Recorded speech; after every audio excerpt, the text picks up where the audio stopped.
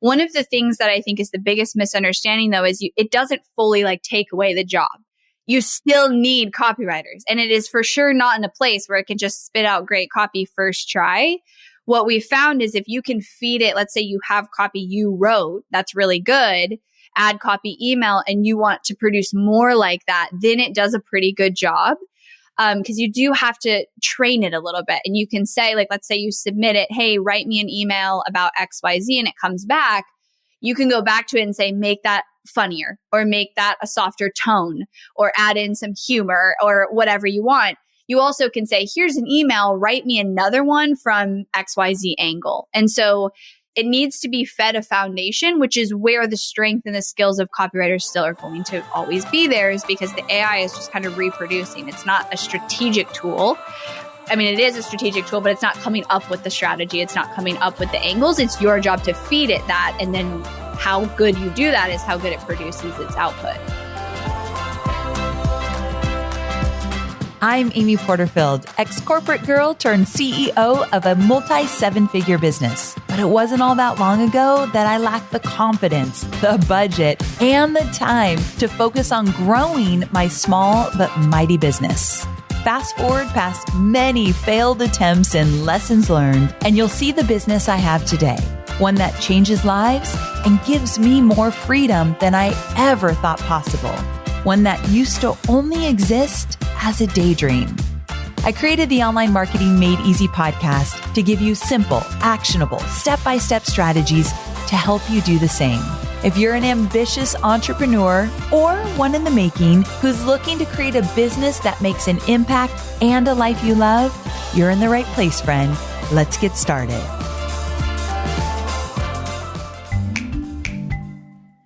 I need to tell you about a podcast that I love. It's called Imperfect Action. It's hosted by Steph Taylor, and it's brought to you by the HubSpot Podcast Network. And it's a bite-sized online marketing podcast for business owners. So Steph is going to answer all of your business marketing questions and deep dives into all things online marketing, content marketing, social media marketing, and marketing strategy for business owners. So if you love Online Marketing Made Easy, I think you're going to love Imperfect Action as well. I loved her recent episode about how to turn your audience into paying clients. Yes, please.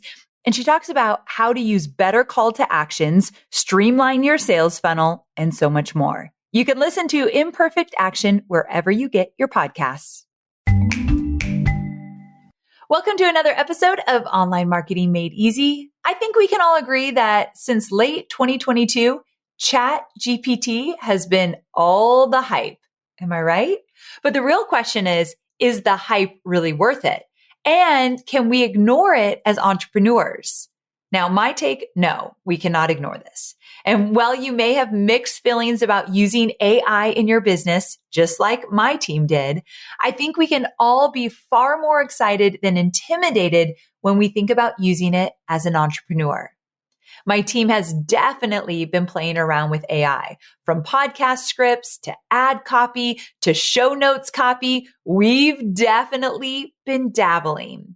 So consider this your AI Chat GPT 101 training, because we are just going to start the conversation here. And if you like this conversation and you want to go deeper and you want to continue the conversation, let me know on Instagram in my DMs and say, let's do more of that. Let's dive deeper. So I want you to hit me up on Instagram DMs if you like this episode and you want more, but we're just going to scratch the surface and start the conversation today, which I think is exactly where we need to start.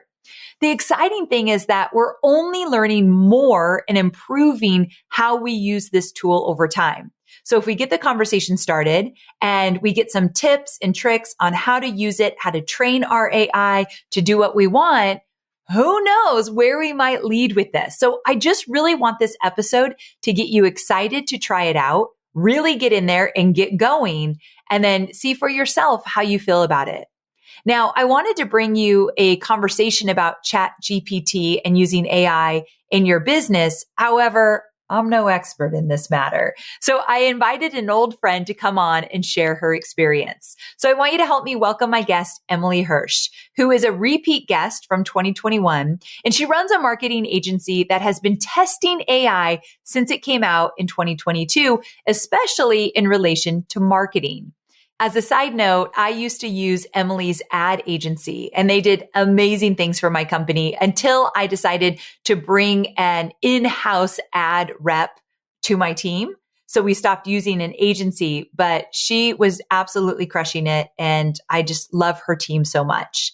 Now, as for this AI thing, Emily and I know that many of you are probably wondering, how can I use it in my business? What's the future of entrepreneurship with AI? What should I be aware of? Are there any red flags? So that's why I wanted to bring Emily on to share what she's found in her months of testing. And also, she's been in the marketing and ads world for many years now, and she's an expert when it comes to all things marketing and strategy. So she has a unique perspective on how this can work inside of our businesses. And we're going to dive deep into how you can use AI. She's got lots of examples to share with us, and also different ways that we are seeing AI being used beyond just churning out copy for us. We're also going to talk about what AI is going to replace and not replace, what it will impact, how it will make life easier, and how to embrace it versus fear it. This is a much needed conversation, so I can't wait to dive in. Let's do this. Well, hey there, Emily. Welcome back to the show. Yay. Thanks for having me.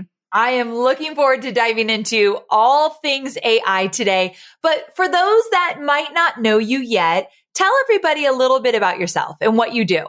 Yeah. So I'm the founder of Hirsch Marketing, which is a marketing company that specializes in helping influencers, people with digital products with developing their marketing strategy and then actually executing it on paid ads to get traffic into their funnel. Your team is really, really good. As I said in the intro, we used to work together before I brought it in full time in-house, and you all are kicking butt over there. But today we're not necessarily talking about paid ads because I follow you, of course, on social. And one day I saw you talking about AI and you have a really good understanding of what's going on. And I thought, that's the girl that I want to get to talk about this on my show. So I've wanted to talk about this topic for a while. It is a hot topic and so many people listening, they just don't know enough about it and they haven't gotten started. So I hope that this episode is the catalyst for them to dive in, play around, see what it can do. So if you're cool, can we start at the top? Yeah, let's start. So I think that the most important question my audience wants to hear is, what is open AI and how can entrepreneurs use it to support them in creating things like video scripts and podcasts and copy and graphics and even SOPs and social media and all of that. So can you walk us through what it is? And then really I'm looking for a step-by-step exactly how you've done this in your business, like let's say with copy or whatever. Yeah. So OpenAI is what all these mini kind of softwares are being built on top of. So basically anybody can build a software on top of OpenAI and it uses their AI technology and knowledge. And so the biggest one being ChatGPT that launched, maybe it was like 3 or 4 months ago, is built on top of OpenAI. And so that one specifically can do a lot of things. It's like kind of like, I guess, a very advanced Google, but then it spits back answers and copy and SOPs to you. So we can talk more deeply about that one because it's probably one of the most like advanced ones that there is. But there's also a lot of different mini AI platforms. There's one that you can make come to all your meetings and it will just take notes for you. There's one that you can submit, like let's say you have a 20-minute long video and it will chop it up into clips like within a matter of a minute for you. There's even Descript, which is a common podcast editing transcript platform. You can actually replace, let's say you say something wrong in a podcast, you can have it take your voice and replace the word that you want it to say in there. Yeah. So there's a lot of platforms that are and will continue to come out because of the potential of OpenAI. So it's impacting marketing a ton, obviously, because of copy and creative podcast content, which I think if you would have asked a lot of people 5 years ago, it was the opposite. People thought, oh, AI is going to take over kind of like customer service jobs and those type of things. But it's actually really had a huge impact into the creative world, which there's a lot of opinions around that and probably fear too around that. So we can touch on that too. Talk to me. Let's actually start there a little bit. What is the fear of AI that's coming up for people? Obviously like copywriters and designers probably feel a little bit threatened. And I think naturally so when something comes out and it's like, oh, now it can write quote good copy in seconds where that used to take a day for you to write. So it's big changes. And I think one, the fear is replacing those people that's been their craft for a long time.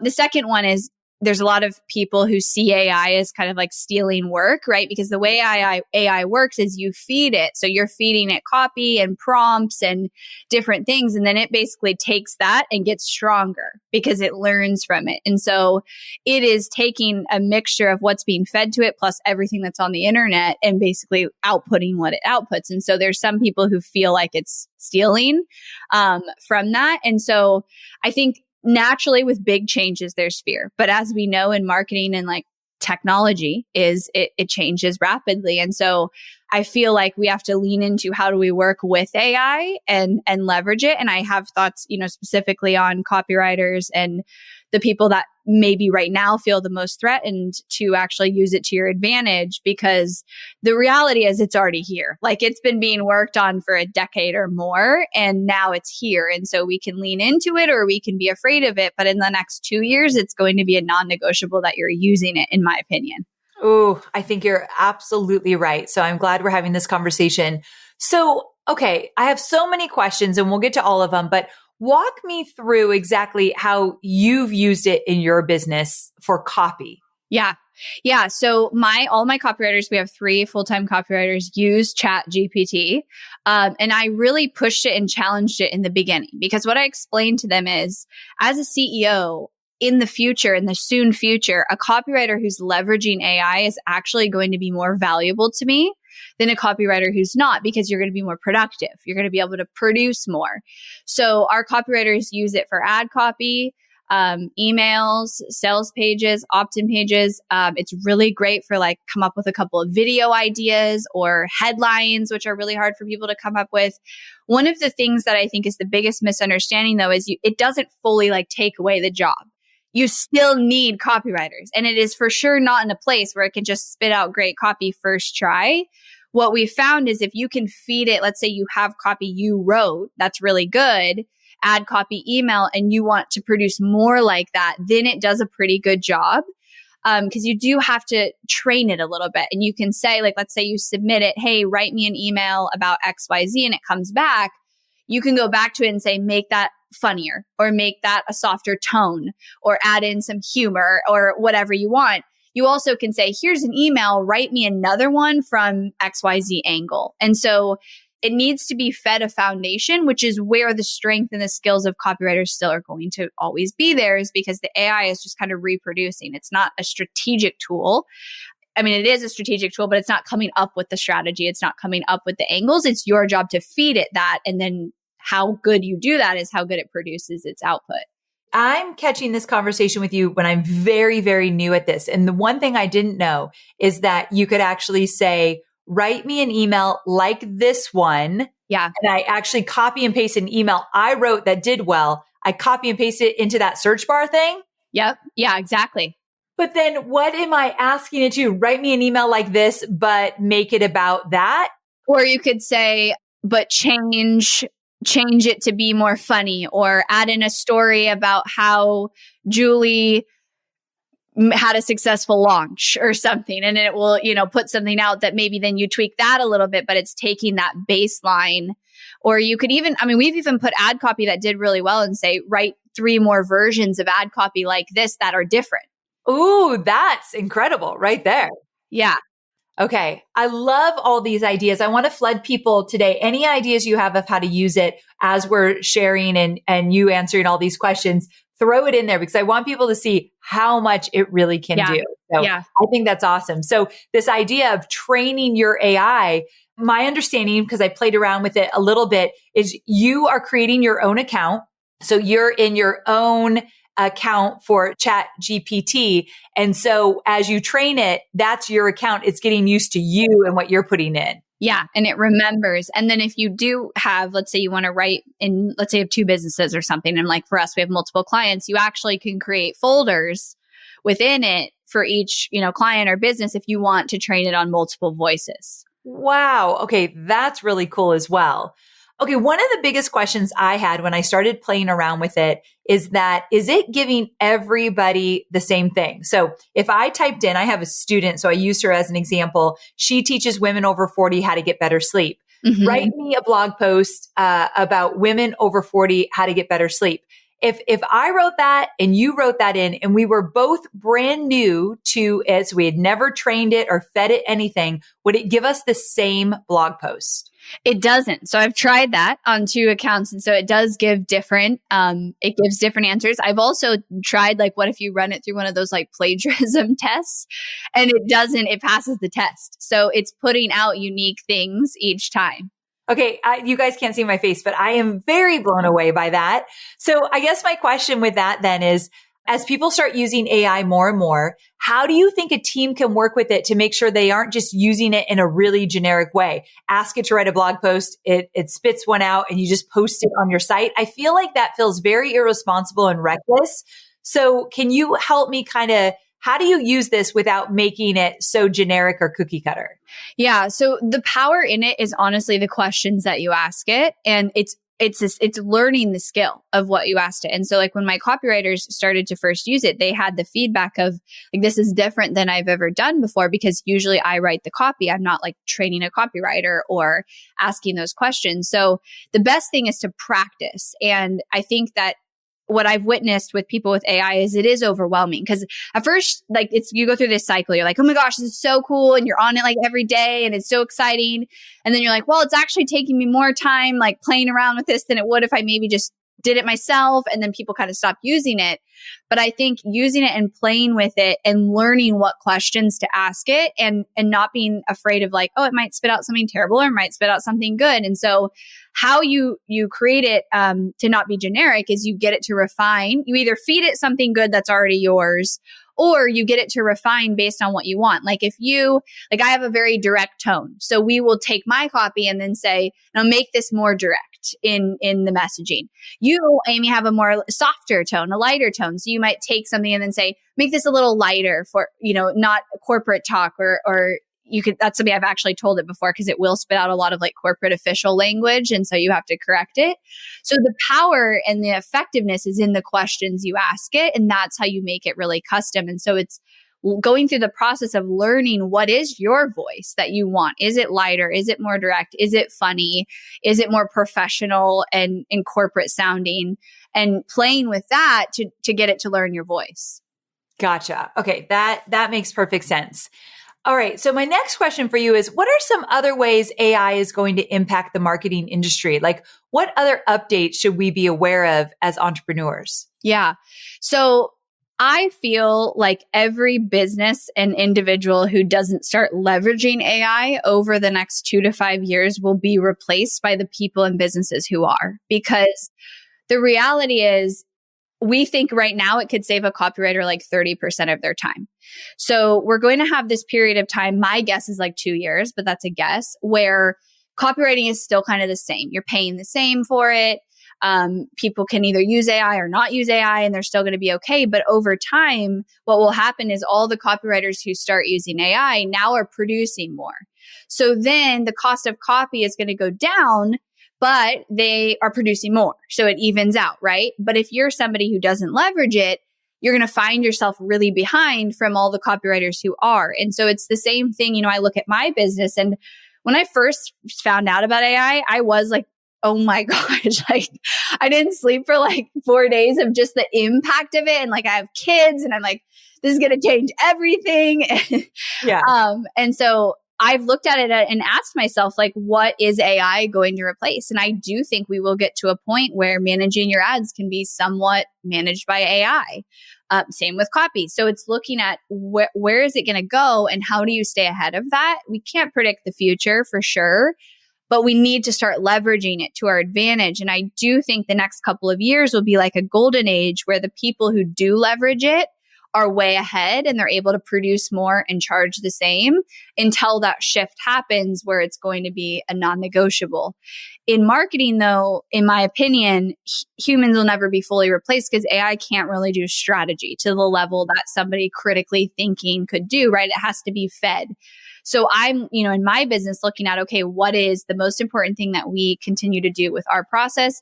And then how do we become more efficient using AI? And that's how I have my team look at it, is from an efficiency standpoint.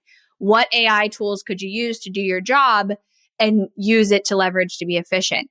One more thing on that is I also think that it will devalue things like copy, right? And and content even. People will start to potentially look at content as like, if you could tell an AI to write a book for you, then how are you going to know if a book is AI written or written by somebody? So the value of non-AI generated content will probably go up because people will want non-AI generated content and they will connect with that more. And so having that authentic content, the value will probably go up because AI is going to devalue everything else that's being produced by AI.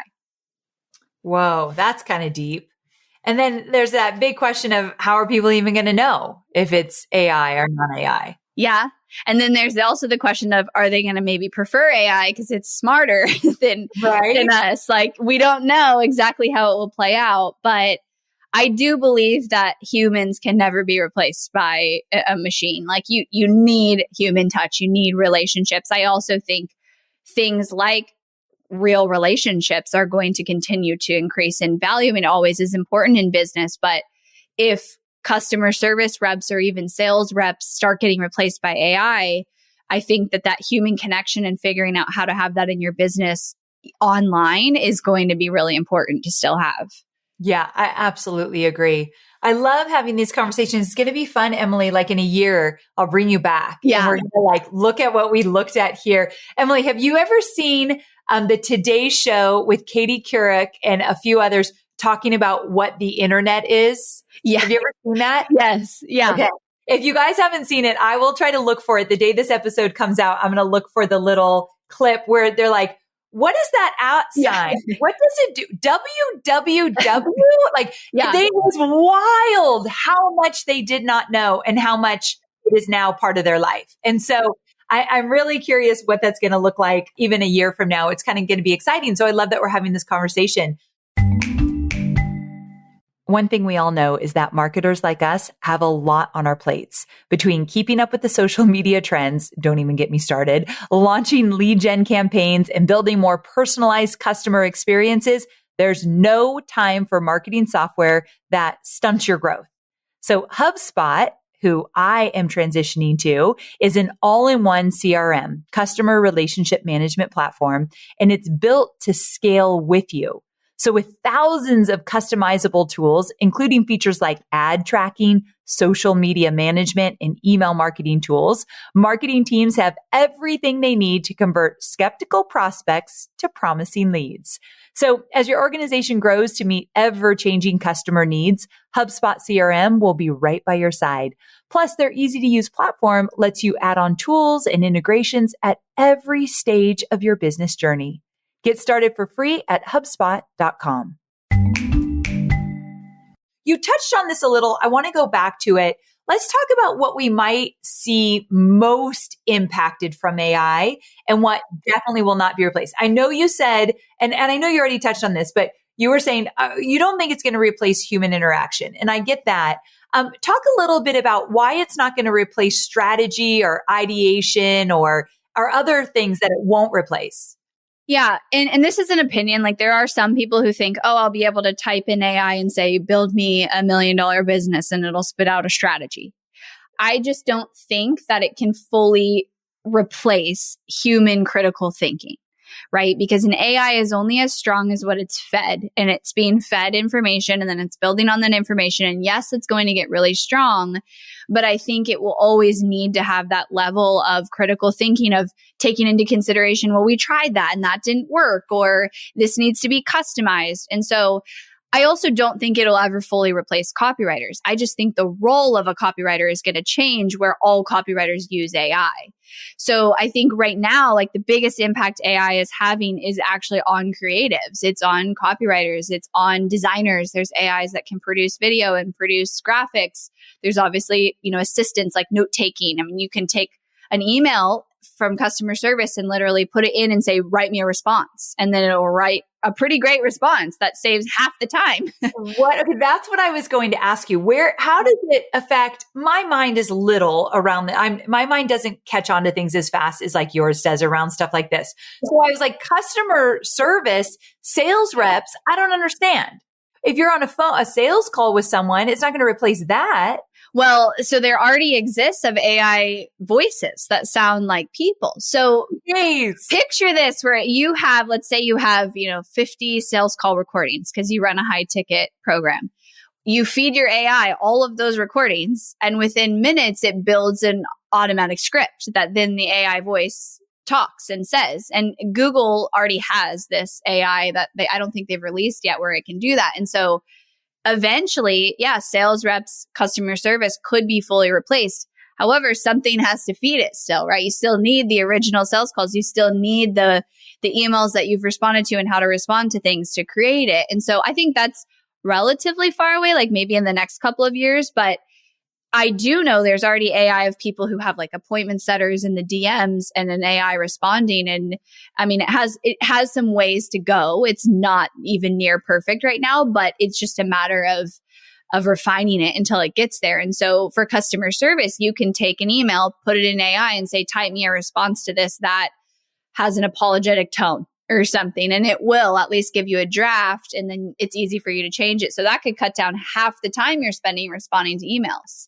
Absolutely. Absolutely. Yeah. So I think that the roles of all, copywriters, designers, video editors, social media managers, my entire company is all going to change to learn how to work with AI. And then there will be new roles that are created. I think it's really cool that what you said, where you're making it your mission to figure out how your company can work with AI, because I think there are some people that are listening that won't even touch it. And they're just going to be like, cover their eyes, cover their ears. It's not for me. It feels too techie. It feels too artificial, which is what it is. And so they're going to ignore it, where I think your message is important today. We can't ignore it. It is absolutely like in my masterclass where I just touched on it, Bill Gates is like, it's as important as the internet was, and it's moving faster than anything he's ever seen. Mm-hmm. And I think people like that, we need to pay attention. He knows what the heck he's talking about, and we can't ignore it. So instead of being afraid of it, or maybe this is too foreign or too weird for us, how can maybe it work within our business? And I love that you're doing that. My business absolutely is going to start doing that. So I appreciate you kind of talking about that because I think it's important. But I have a few more questions. Yeah. Okay. I think a big thing many entrepreneurs might be wondering is, how is AI going to impact their bottom line? So we talked about just touching their business, but now talking about money. Is it going to shake up where they delegate their expenses? And if so, how? Like, what do you have to say about the bottom line? Yeah. So I think initially the next couple of years, there's going to be an opportunity to kind of lean up your business and improve your margins. Because if you think, okay, I have a copywriter full time and they can produce XYZ, now they can produce 30% more. And again, you can still charge the same or keep things the same in terms of what you're charging. Because AI essentially can increase efficiency. It can increase output capacity of an individual person when used right. And so there will be this, I think, this like golden age of, my guess is like the next 2 years, where it is going to take some time that every company and every person is using AI. So in the meantime, if you're using it, you're producing more, but able to charge the same. I have already, been able to increase capacity of my copywriters, which obviously lessens cost of copywriters. Now, I do think in the next 2 to 5 years, the cost of copy is going to go down. That is the reality, right? Because if people learn, I could get AI to produce this for me, they're not going to pay the same, which copy historically is a very expensive thing to buy because copywriters are so talented. So if you don't lean in now, when it gets to that point that the price of copy goes down or whatever your, business and skill set is that you're producing, then you'll be behind because you won't be able to charge the same, and it could be very damaging for your business. So I think it's looking at now, where's there opportunity for me to create efficiency in my business with AI, which obviously improves margins. Also, for those of you in the audience who are solopreneurs, as you know, with marketing, it's like constantly overwhelming. I can't write all the blog posts. I can't write all the emails. I can't write all the social posts. This is an opportunity for you now to produce more with less time, which is huge. Yes, absolutely. Totally agree with that. Tell me this. So what am I missing? So because I'm so new at this and why I wanted to bring you on, because you're way more advanced in how you're thinking about all of this, what did we miss? What other pieces of the AI conversation are important that we all should be having? Yeah. I mean, I do think one thing we didn't touch on is the roles I think it might create. And I do see a huge opportunity for companies to actually be hiring AI trainers for their companies. So let's say you want to train an AI to write really good copy. I don't envision CEOs wanting to do that. Like, I personally don't use ChatGPT very much. My team does because they're producing the output. So if you're producing the output, you should use ChatGPT, but otherwise it's really the team. And that's why I don't see ChatGPT fully replacing copywriters, because CEOs are still not going to want to be typing into ChatGPT and taking emails and putting them in a document and all those things. So it will create an opportunity of people to train an AI to do the sales calls, for example, to be the customer service rep, to be the marketing copywriter, to produce the videos and write the scripts. And so you can either mold that into what you're doing potentially, or it is going to create those roles and change all of those roles to be working with AI. Oh, that makes sense. And that's kind of exciting to see some new roles popping up because of this. So I didn't really even think of that angle. I think overall, I loved that you shared that we can't be fearful of it. It's normal in the beginning for some roles to be fearful of it, but how can we work with it? How can we take advantage of it? How can it maybe help our bottom line and streamline some expenses? That all is very exciting. So for someone that's listening and they're just getting started, where the heck do they even go? So I would start with ChatGPT and go there because it's probably the most advanced of them and probably can do the most. And honestly, my advice to people is set aside, like maybe it's an hour a week or something that is to just play with AI, to just ask the questions. Because I think the power comes into asking yourself, could I use AI to help me with this? How could I streamline this? How could I create efficiency with this? And there's a lot of play that has to happen right now to learn it. And it kind of, you go through that process where it kind of feels inefficient at first because you don't know what you're doing. So you're like, okay, I just wasted 10 minutes talking to this ChatGPT and it didn't produce what I wanted. I'm just going to go do it anyways. And so I'm seeing that the people, even on my team, like willing to just kind of play with it and test things and almost like have fun with it, are getting farther because they're exploring and they're coming up with new ideas. From there, you can ask, okay, is there an AI that can do X, Y, Z? And maybe test a few different platforms. I did have my team do that. I said, I'm challenging all of you to figure out what AI you could do to create more efficiency in your role. And I feel like that's doing them a good thing because it's making them learn AI before it's essential that they learn it. So I would set aside time to play with it, but I wouldn't have the expectation of like, oh, I never have to write copy again, or I never have to, create a social media post, because I've also seen the flip side of people go really extreme and then their content and their copy goes really bland and it's not good. And so you can't go into it with the expectation that it's going to fully just do everything for you. You'll be disappointed, but focus on that efficiency. How can I work with the AI? And then as a business owner, if you're a business owner, it's thinking about the future of how will this impact my business, and actually just asking that question, sitting with it and thinking about it, because we don't know, like we can't predict the future. But for me, I look at, okay, well, I think AI could probably start managing ads in the near future. That's obviously a big deal for my company because we manage ads. And so what does that mean? how do I work with it? How do I protect myself? And not coming at it at all from a fear-based, because we can't control it and we can only control our actions, and we will always, adapt to what comes, but coming at it from more curiosity, excitement, because it's something new. I do believe it'll probably be the biggest thing in our life. Whether that's good or bad, I don't know yet. We'll watch this in a few years and decide. But coming at it with that curiosity and just taking time right now to be curious. And it's all about the questions you ask. Yes, absolutely. Well, Emily, I'm so glad you popped in here to give us our AI 101. And where can people learn more about you, especially if they want to work with you? Yeah. So my website, Hirsch Marketing, which is HIRSH, HirschMarketing.com has everything you can find. I've got my podcast, which is the Not for Lazy Marketers podcast, which is pretty marketing focused. Sometimes I talk about AI, but marketing focused. So you can tune in there, and otherwise find me on social media. Perfect. Thanks so much, Emily. Thanks for having me.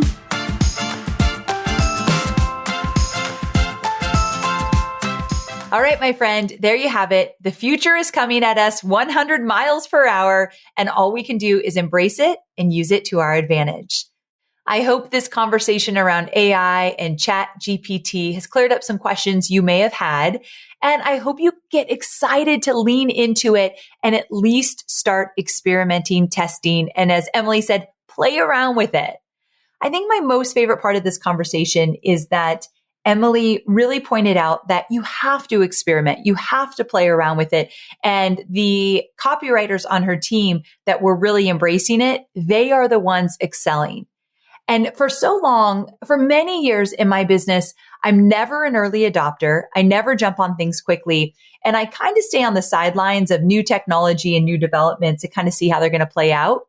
And I feel like we're still so early enough that you could get in there and you can become incredibly knowledgeable about AI in your industry. And it will give you a competitive advantage. It's still so very early. Imagine, let's say, I'm just making this up. I always use this example. Let's say you are a dog trainer and you have started to dabble with AI, not just ChatGPT, but other things that AI can do. And you've found ways that it can help other dog trainers. So all of a sudden you start getting interviewed on podcasts and YouTube channels about how you used AI as a dog trainer and how other dog trainers can do the same. You've just opened up new opportunities to get interviewed, for people to talk about you. That's an opportunity happening right now, but you have to jump on it. So it's just kind of another take on that. But who knows? This might be something you become really good at, and people are asking you to jump on their podcast to talk about it as well. All right. So I want you to jump into my DMs. Let me know if you liked this episode and do you want to dive deeper? Do we want to explore this more? Or are you like, Amy, that's good enough. I got the information I needed. I'm good.